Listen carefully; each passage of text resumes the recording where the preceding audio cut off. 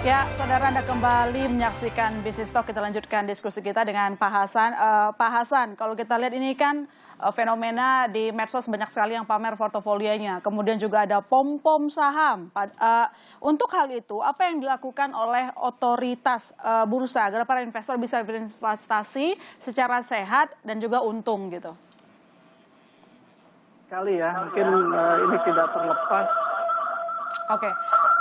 Ada masalah teknis masih, kita akan coba perbaiki ya Pak Hasan. Saya coba ke speaker komputer, bisa dimatikan dulu Pak.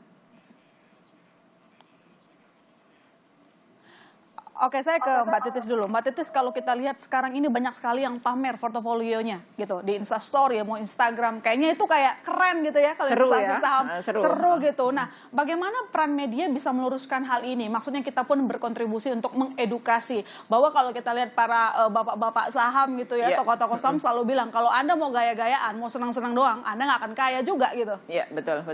Nah, ini Mbak Ilona, sumber informasi inilah yang karena sekarang ini ada banyak media sosial, ada YouTube, ada segala macam yang semuanya ini memberikan informasi yang terkadang itu berlebihan.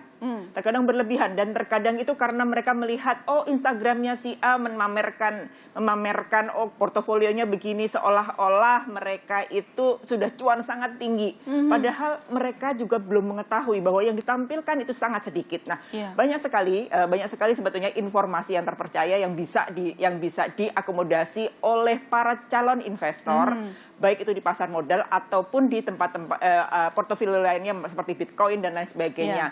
Nah, media-media yang terpercayalah yang seharusnya itu menjadi rujukan bagi para pemain, bagi calon-calon investor itu ya. Kebetulan Kompas Group memiliki konten yang banyak sekali memberitakan yang namanya investasi saham, portofolio lain.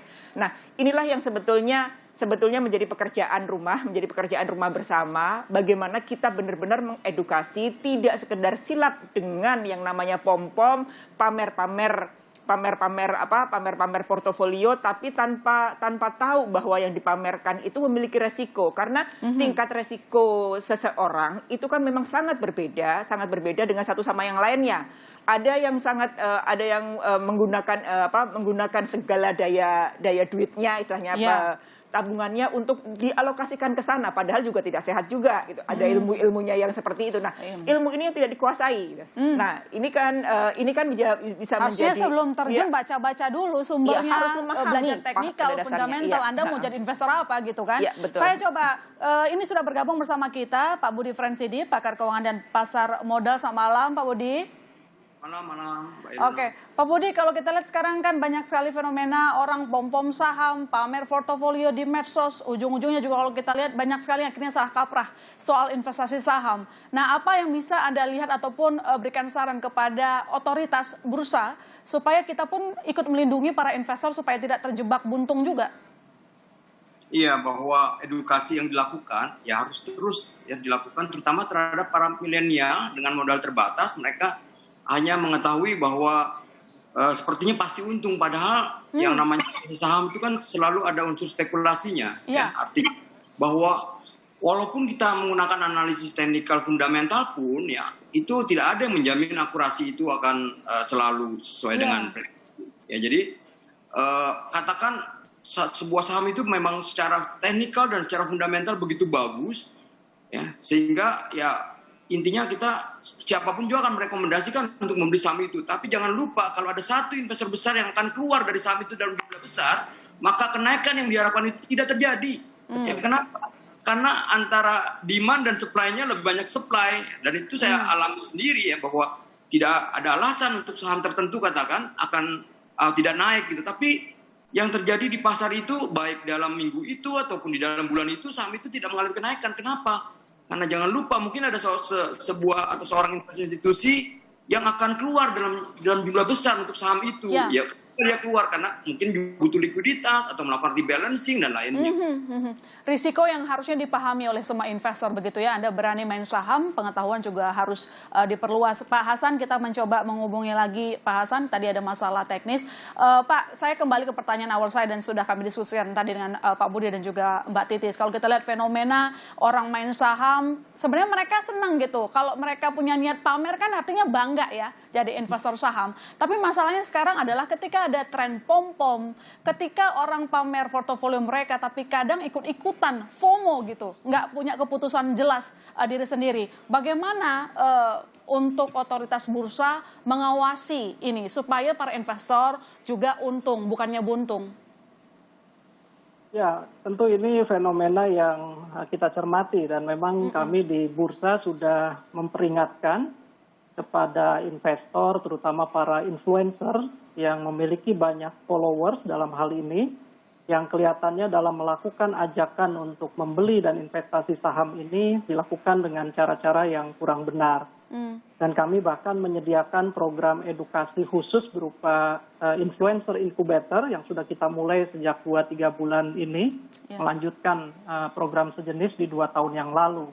Dan alhamdulillah kalau kita lihat dampaknya sekarang sudah cukup terasa ya, para influencer yang semula katakanlah dalam melakukan ajakannya itu tanpa disertai alasan dan katakanlah disclaimer yang cukup baik, sekarang lebih mengarah kepada mengajak dan menyadarkan untuk memulai berinvestasi saham dengan benar. Salah satunya tadi seperti yang Mbak Titis, Pak Budi sampaikan, mereka mengajak investor baru ini untuk aktif melakukan belajar dan membekali diri terlebih dahulu sebelum katakanlah melakukan strategi investasinya.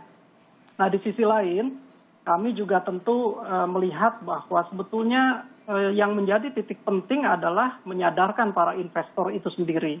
Jadi seperti kita ketahui, apapun ajakan di luar sana, sepanjang investor-investor kita ini sudah cukup baik pemahamannya, tentu kita harapkan mereka punya self-defense gitu ya, pertahanan yang kuat secara personal untuk tidak katakanlah gampang terbujuk ajakan-ajakan yang tidak baik ini. Nah, untuk itulah memang sekali lagi kami mengedepankan program-program literasi dan edukasi. Ini kita lakukan dalam berbagai bentuk ya. Kita memiliki program lembaga khusus namanya Sekolah Pasar Modal yang kita lakukan cukup frekuen, cukup sering ya, 2-3 kali seminggu. Dan ini tidak hanya dilakukan di Bursa Efek Indonesia kantor pusat saja, tapi juga dilakukan di 30 kantor perwakilan kami yang ada di berbagai provinsi di Indonesia.